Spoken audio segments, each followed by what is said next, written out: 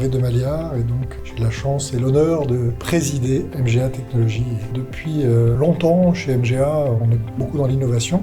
Dans le monde de la santé, on fait des instruments notamment. On a décidé de lancer une nouvelle activité qu'on a incorporée à Rouen, qui accompagne à la fois des startups disruptives mais aussi des grands groupes sur des projets très innovants. Et donc ça s'adresse essentiellement aux industries de santé. Je suis Grégoire Delangotier, chargé de développement industriel pour MGA Technologies.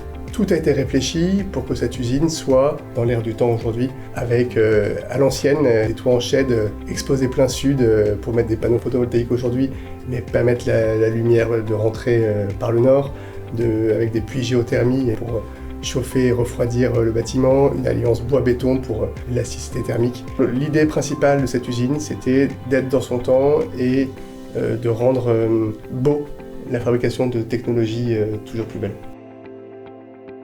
Cette usine a la particularité d'être complètement digitalisée, complètement 4.0. D'ailleurs, elle vient d'être primée par l'usine nouvelle, l'usine connectée 2024 de l'année. Tout ça dans un seul projet, donc un défi humain, technologique et qui nous projette résolument vers l'avenir.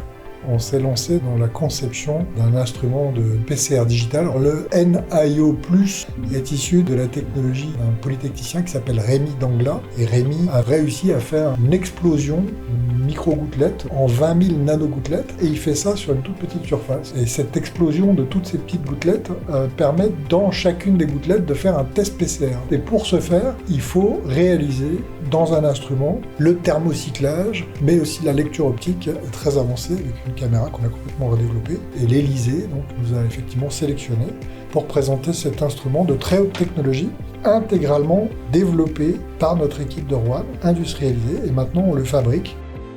On a parlé beaucoup de technologie, mais c'est vraiment le côté humain qui est vraiment assez impressionnant. C'est-à-dire qu'en même pas 2 ans, 2 ans et demi, il y a déjà 37 personnes, bientôt 40, qui travaillent sur le site aujourd'hui. Juste regarder leur sourire et leur joie de vivre en venant au travail.